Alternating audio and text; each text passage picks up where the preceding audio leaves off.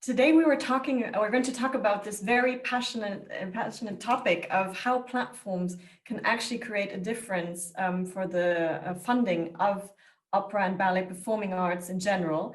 And as we have seen, the pandemic has really magnified the potential that these kind of digital tools can have as a complementary way, never to, of course, replace the real live experience, but to offer us the opportunity to discover or experiment with new ways of reaching new audiences, creating content for the screen, and also deliver a new way of artistic expression.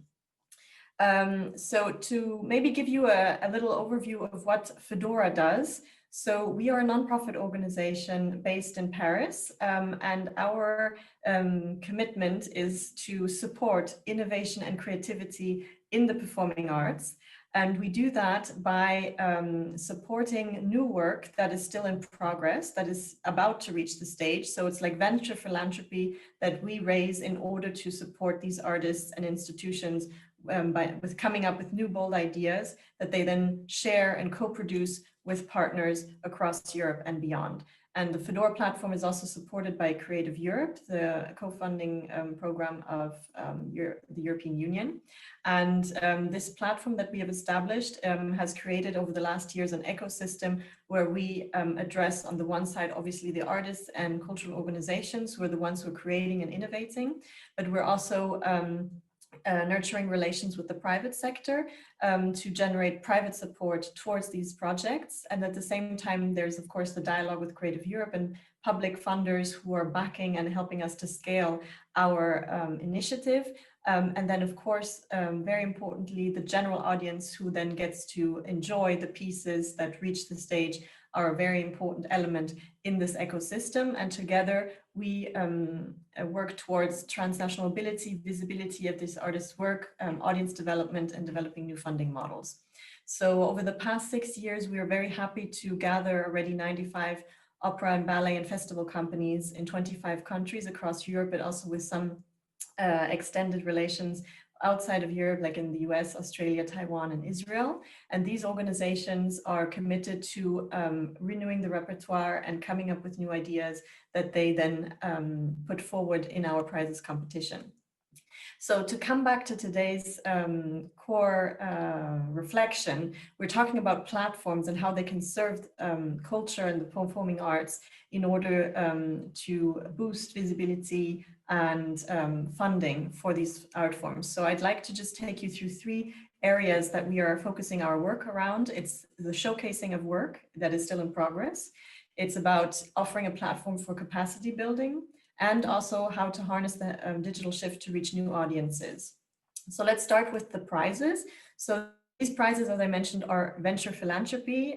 They are sponsored by private sponsors, generally for opera, Van Cleef & Arpels for ballet, and Carney for digital, as well as a private foundation for education. And these prizes are given to projects that are about to reach the stage. And in this way, it's a certain measured risk taking in order to allow artists to then go to the next step to realize their work. So it is not like a recognition for something that has already had its success, but we are taking our bets on what will be the next great success in the future. And luckily we have an excellent jury of expert partners for these 4 prizes that are chaired by very distinguished and renowned experts in the field. Nicolas Spain from Opera Europa for the Opera and Ballet Prize, and for the Digital Prize we have Peter Menura from the IMZ Academy, and for the Education Prize Bernard Foucault, who is former director of Aix-en-Provence Festival in France and of La Monnaie in Brussels. In order to just give you a brief impression of what we have supported through the prizes over the past years and the vision of these prizes, I wanted to share this brief video with you.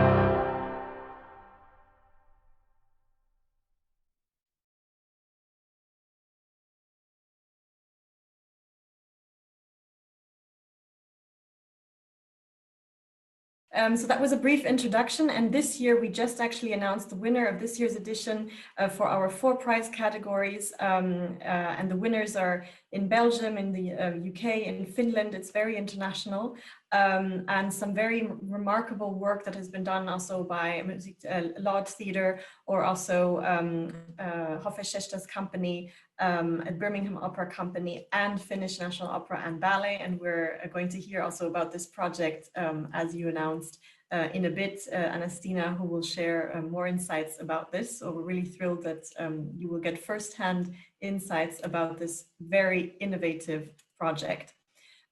Coming to what we are actually doing as a platform, we are really trying to give visibility to projects that are still not finalized yet. So it's also a bit challenging how to do the storytelling around something that is not completed yet. But that's exactly what we're trying to specialize in, and what we're helping organizations to do is to how do you build a community around your projects when it's still not yet on the stage. So it's about how to engage audiences at most earliest point in time to learn about your work and your vision, and to embark on that journey with you by, for instance, then in the second step, as you can see here, casting their votes in favor of your projects, enable the projects, which will enable the projects to reach the next stage in the competition, to actually raise funds on our platform alongside the jury nominees. And so here's an example, for instance, of Bis from Opéra National de Lyon, which was shortlisted, for instance, and then they ran a very successful voting campaign, and then got the most votes in that category, which then allowed them to access the next stage in the competition. When accompanying these projects and helping them to boost their visibility and funding, we established 5 ways of doing this, and I wanted to just detail one after this. We have developed an online transnational giving Europe online system together with Transnational Giving Europe and Common Goal, which is the platform that allows you to receive donations from European citizens and to allow them to receive a tax receipt that is valid in their country of residence for their donation. And this is a huge facilitator of the free flow of donations across borders within Europe. We also set up, together with one of our nominees this year, a matching funds program, thanks to the very generous support of the Kiri Te Kanawa Foundation, that backed and doubled each donation that was made to that project. So that's a great mechanism also in generating more funds, because the donor's contribution is doubled and can go beyond the initial support of the donor. We also offered crowdfunding capacity building workshops, where we were actually encouraging peer learning and sharing best practices about how to crowdfund, because this is also something that is not yet as established in many countries, based also on the cultural attitudes towards crowdfunding or philanthropy. And another model that worked very well was the ambassadorship program, where we actually scouted for very dedicated philanthropists who believed in certain projects and wanted to become an ambassador of those, to spread the word about it and generate and use their networks to bring more donations towards the project. So it's all about, as we heard earlier, about the human aspect and building a community around these projects that go beyond just the artistic team, but also involving communities from across Europe and beyond. And last but not least, we also place very much importance on giving the artists their a voice and giving them the possibility to express what motivated them or inspired them to create these works. And we also realized a video series around this. I just wanted to take a moment, since we're here with an audience of incredibly remarkable institutions that are also raising funds, and this could be of interest to you. So this online transnational giving platform that I mentioned is available to anyone that is a nonprofit organization in Europe and accredited by this network. And basically the way it works is once you've implemented it on your website, a donor who comes to your website and wishes to support an organization, that donor can make the donation on your website, and it's a seamless payment solution. And behind the scenes, the money is obviously wired to the local foundation that is part of the transnational giving network in the country of residence of that donor. And in a second step, that money is forwarded then to the beneficiary in a second step. And all of this is seamless and digitalized. And at the end, the donor receives a payment confirmation, a tax receipt, and a thank you note from you. But all the administrative work behind the scenes is taken care of by this system. So that is a great advantage and can help you also boost your efficiency when raising funds and reaching out to donors abroad. And we're really happy that in this first pilot version, already 13 countries are part of this solution in Europe. And we're looking forward to broadening this as well, and to have also Poland on board in the near future. Coming to the impact of all of this, I wanted to just highlight two aspects. So the emphasis of our work is to really also draw in new audiences. And because the new work is portraying the society of today and dealing with topics that are relevant to today's world, we have seen that the interest has really touched also a younger audience, relatively young in comparison to other maybe cultural sectors, but around 60% of the users who come to our platform are under 45 years old. And 40% of the drive comes from social media, which is an incredible source of gaining interest, and to also capturing the attention of potential future donors who in the first step maybe make a vote, cast a vote, and then come back to actually make this donation. And over the last 6 years, we were able to invest 1.5 million euros in 18 opera and ballet creations that have then since circulated through different opera companies and ballet companies because of this co-production element. Coming to the second point, the capacity building, there are three main things that I wanted to highlight. There's this need, especially in these times of crisis, of huge solidarity, coming together, sharing experiences and best practices to help each other out in building strategies while we navigate this crisis, and also how we will establish the sector after this. So together with Opera Europa, we organize a fundraising forum on an annual basis, and this obviously happened all online this year. And it was very helpful because it brought us all closer to each other and we helped each other out. And then on the pro bono management side, we work together with an organization that offers pro bono coaching sessions for managers in the cultural field who can then build their skills and get professional coaching assistance. And together with the European Investment Bank Institute, we were also able to provide impact reporting training in order to help organizations build their skills in how to do impact reporting for investors and donors. And last but not least, what was extremely interesting to observe over the last months in lockdown is the quick reactivity of the sector, ballet, opera, and festival companies in shifting to digital media in order to remain in contact with audiences and engage with donors. And this was done through three ways. So there was a lot of streaming activity that happened and is still going on. There was a lot of content that was created also for the entire family and for different age groups, as well as online workshops to keep you motivated and inspired throughout the day. And we put together some highlights of these streaming activities that were put in place also before the pandemic, but now served a real purpose in these difficult times. So a fantastic platform is the Opera Vision platform that is also backed by the Creative Europe program and is managed by Opera Europa. We have also seen other examples of opera and ballet houses like the Paris Opera or the Festival d'Aix-en-Provence, who have a fantastic digital stages where they are creating specific content for online consumption. It has also been a moment to get closer to artists who recorded or made available in a live context recitals from their homes, masterclasses. Very interesting to watch. And what's also what I wanted to mention is our expert partner IMZ, with whom we select the winner of our digital prize. They also set up a B2B marketplace and film search engine for film license trading. So it's also about how to create new standards in the B2B context in order to also facilitate the exchange and search of all this digital content.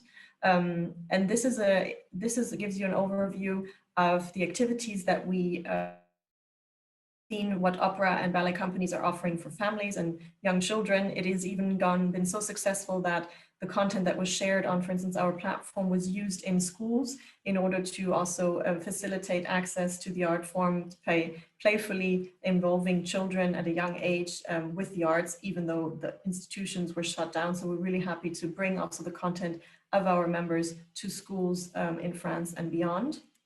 And last but not least, the workshops that were put together by the opera houses were absolutely remarkable. A highlight was Tamara Rojo's ballet classes from her kitchen this spring. She's the director of the English National Ballet in London, and she put so much dedication, commitment, and discipline into producing these daily ballet classes, which were not just for professional, but also for anyone who loves ballet to follow, and really created a momentum and a reason to get up in the morning. And this kind of inspiration is what our society needs in order to navigate these times. Other opera houses have also been very creative in co-creating content by their artists or orchestras, for instance, Edilia in Barcelona, or also special tours and in virtual formats, for instance, the Paris Opera, or here the Staatsoper unter den Linden, in order to still feel connected to the building. Before I close, I also just wanted to say thank you to Creative Europe, because Creative Europe helped our organization to scale our activity and to really be able to harness this quality label that comes with the support from the European Commission. It all has offered us a cultural network, very unique, and connections can be made with other organizations and learn also cross-sectoral exchange of knowledge.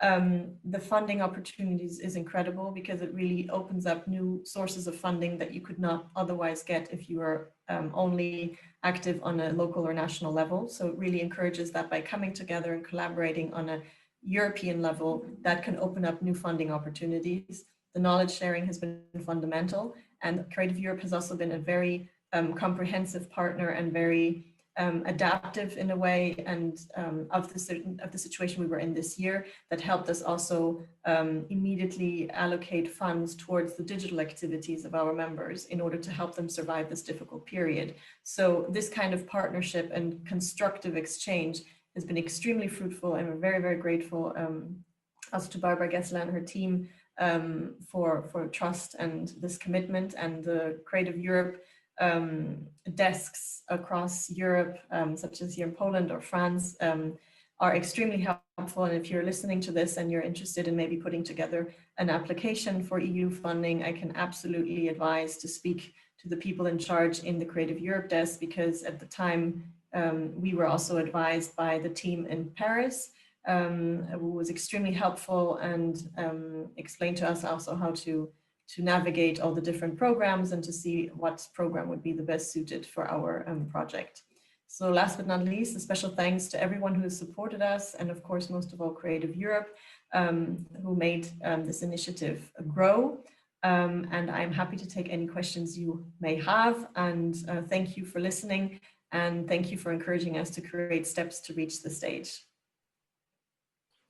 Thank you very, very much, Edilia, for this inspiring talk and for your activities. Like, from my perspective, my first question would be, how big is your team? Like, if you're running so many and diverse activities covering so many aspects of promoting. Yes, so we have a board, a very committed board of 9 board members from across Europe, and we're a team of 5 operational staff members full-time running the organization. It's really, really impressive. And I think that now I know that there are some people working for the opera houses in Poland, but not only who are following our conversation. You've mentioned when we were having our first meeting that actually tomorrow is the deadline for applying for next year's competition, isn't it?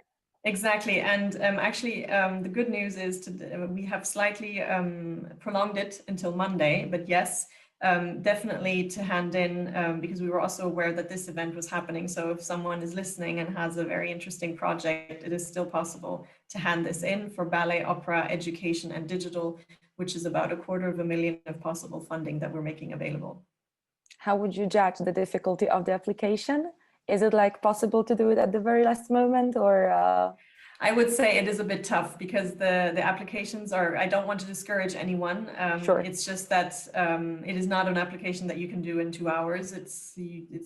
They're quite challenging because a lot of information is requested. But if you already have a concrete project plan in place, I would encourage you. I mean, you still have 4 days, so it could be possible. So we encourage you all to give it a try, because actually taking these risks is, I think, already like a great lesson about how to promote and present your work in progress. We will come back to the topic of how to present the work in progress from the field of the opera and ballet in a minute. But firstly, I would love to encourage our audience as well to ask you direct questions that we will discuss together. We have first one from Ursula, as well from Paris, if I remember well. She's asking us about about how have you adapted, like how did you adapt to the COVID reality, and do in your organization, in your activities, do you as well using some XR in your activities? Yes, so when lockdown happened earlier this spring in March, the Fedora team was extremely, we went into home office and, can you hear me? Yes? Yeah, yeah. Okay, great.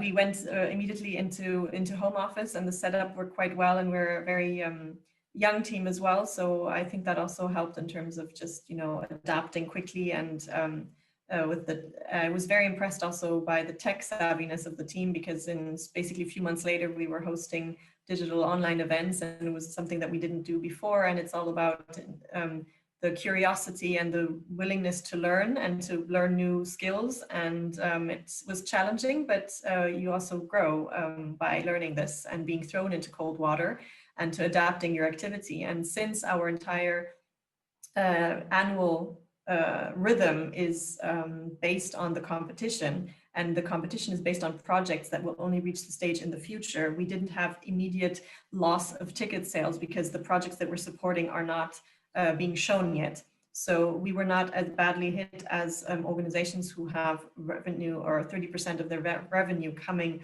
from ticket sales. And we were extremely lucky to have very loyal and supportive donors from the private and public sector, like Creative Europe, who were there to support us in these difficult times, and used also this time for a lot of strategic thinking and planning for the years to come. Thank you.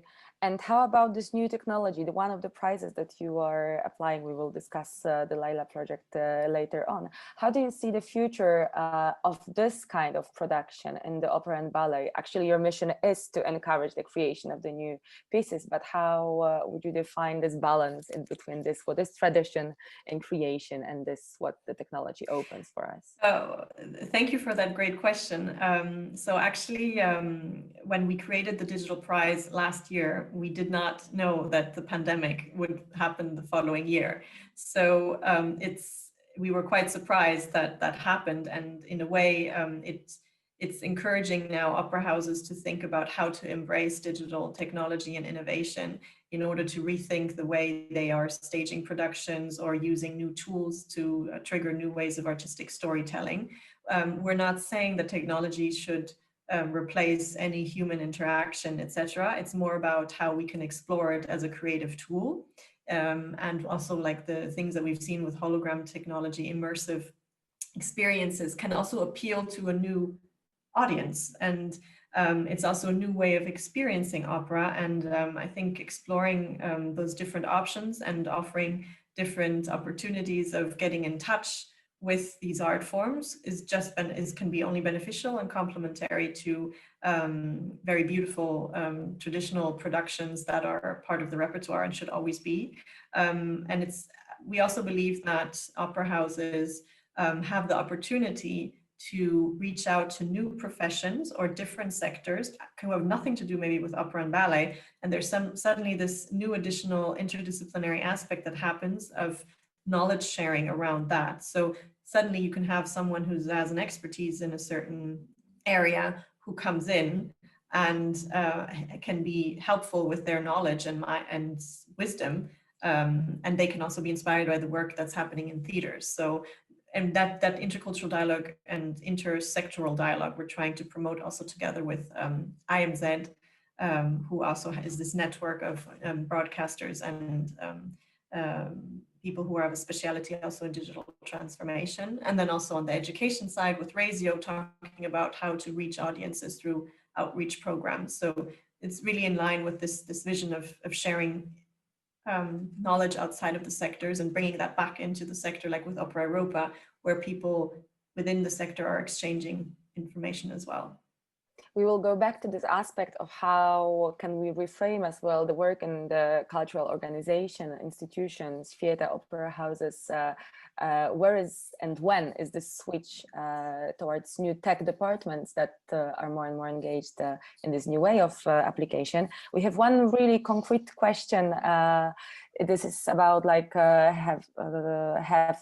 about the Fedora competition. Is it only like dance theaters and operas that can apply, or as well like the artists themselves? Can it be like individual application? So in order to have a guarantee for the sponsors that the production will actually take place, the applying entity needs to be a registered company in ballet, opera, or the festival, or independent production company, but it could not be an individual artist. But if there is an individual artist listening to us, if you have a project in mind that you want to build and you're already speaking with an institution to do it, it's just about convincing that organization to hand in the application on your behalf. Thank you. I think it's like really useful information at this moment, or of the 4 days left to applying. So another question is how the new funding model can scale and become a useful tool to the other creative sectors, the one that you have invented as Fedora for the opera and ballet. I think what's interesting for every sector is to do an analysis of all their stakeholders, and maybe also to consider stakeholders that have not yet been part of the ecosystem of their area, and to then identify what are the different areas and levels, how these people can be included in your project, and to also understand what their needs are, because an ecosystem can only work if the different needs of these people are met, or institutions, and that is a mutual beneficial, that there's synergies that are happening. So I think that is maybe the starting point when wanting to build an ecosystem. And then in the second step, it would be very interesting to see what are the dynamics in your respective industries, what are the funding models that have traditionally been in place and that work. And is there a certain openness to new ways of doing it? You know, it could be crowdfunding, it could be matching funds, it could be all these different tools that could be used. And what could be helpful is to maybe do focus groups within your industry to have a better understanding on what the preferences are in your area. And it's I can just advise from our own experience, it's always good to do also pilot projects, test and learn, because it helps you to develop something in a very short period of time, to have the minimum viable product, to then test it and then go back and improve it, so that you have this agility to adapt it to needs or to new market trends, rather than immediately coming out with something that is completely developed but is maybe not as adaptable. So having this notion of adapting is extremely important in the pilot phase. Can you a little bit elaborate this idea of the pilot project? What would be the aspects that you think the artist institution should cover at this moment of work in progress? What should we reveal? What should be hidden? What's the most convincing to the audience that can be engaged? That's actually a good point. When we do the capacity building seminars with our nominees, which we did this year with BPI, which is a learning consulting company, they helped us really to train the artistic teams and the organizations about focusing on the why. People support you because they believe in what you do, and they want to know why you do it. And sometimes you can tell a story, but if it's not clear why you're doing this and how the project is making a difference for the artists, but also for the audiences or for society on a whole, it's quite difficult to be relevant and to capture the attention of your audience. So what I would say is, when you build a project, you have to be very clear about why you're doing this. And then, of course, in a second step, you can roll out the what and the how it's going to work. And this definition of the vision is extremely important. And then at the same time, also highlighting how feasible it is, so that you're not, selling hot air or something that is not feasible, but that there's also a realistic operational plan behind it on how that is going to work. And the winners of this year are an excellent example of that combination of the boldness and the vision of it, and also being up in their game on how it's going to work, who is involved, and what difference it's going to make in the sector. Thank you. I think it's really, really like empowering for everybody who thinks about how to showcase the projects. We are at the phase during the pandemic, when we couldn't rehearse at the very early stage. Then we were back on stage for the rehearsal, but without an option of the presentation. So some works are produced now, or like pre-produced, but they're waiting for this moment of the launch. So all those tips how to showcase the work that couldn't met the audience before are super, super useful for us. My last question, but I will just check if nobody else has the others, would be, how would you define your community of Fedora? Because I think one of the key questions of today will be like, who is the community of our, not attendees, participants, like people that we gather around our activities? Actually, this goes back to the ecosystem that I showed earlier. So we have a platform that brings together different people and different institutions. So on the one side, it is obviously the audiences, the ones who are interested in the art form, passionate about it, and who we are trying to convert slowly into supporters. So people who are interested, we're trying to transform into people who care and who want to support. So funding is very important. And then obviously the companies, individuals, and foundations who are backing this. But then there's also a dialogue with policymakers and public authorities in order to see how these kind of initiatives can be scaled, because that's always the idea of saying, okay, we start something, but then it has to be structured and scaled. And then, of course, at the core is the artists and cultural institutions, because they're the ones who are actually creating and building the ideas and who need the investment. And the way we position ourselves is bringing together those four audiences or four target groups. Thank you for this explanation. That was amazing presentation, but you are, I think, an expert as well in the project that we will be showcasing after. So like the 2-3 key words about Laila that impressed you the most, the project that was awarded, before we pass to another presentation. And as you know, there will be as well Laila being presented at the end, but the word from somebody who was a witness of how it was growing as the project will be priceless here. I must say, the part that I like a lot about the competition is, since we're not involved in the decision-making process about who is going to become the winner, because that's outsourced to the jury. But I personally read all the applications, because I'm generally interested in opera and ballet and inspirational ideas, and very, very passionate about it. And what I love is when you read the application, it's paper-based. So it's an outline of a vision, of an artistic idea, and then the description of, how this is going to work.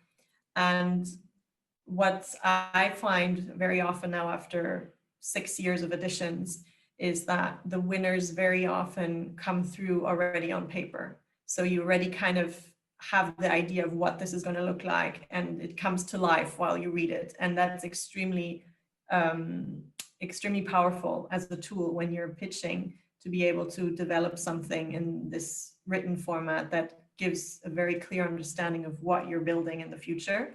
In this case of Laila, what was quite remarkable is that it is a very bold idea, very future-oriented outlook, and really questioning the basics of opera, like how are we going to experience it in the future? Is the format, the way we're right now consuming it, going to be the way we will continue to do so? And also the way of this interaction element, that it actually adapts to you and to the way you're behaving, the way you're feeling, the way you're interacting with other people. So this element of adaptation to the audience in a very personalized way is very intriguing as well. Yeah, I think as Anastina, who is with us already, is like super proud about listening to this introduction. We'll switch to this presentation later on, but for now, thank you very much for being with us, for inspiring us, and for giving us this empowerment towards searching alternative models of funding for the projects that are being developed. Thank you for very much for being with us. And like, I know it's not the moment to say goodbye because we will meet 12:20 for the panel discussion about the audiences in this digital age, but for now your keynote was amazing and helped us a lot as the introduction to this day. Now I would love to invite all of you, thank you very much, Edilia. I would love to invite all of you for a short break after this first hour of our meeting. We will meet 11:05 for the next presentations discussing how the dramatic theater can be really, really technological advanced. See you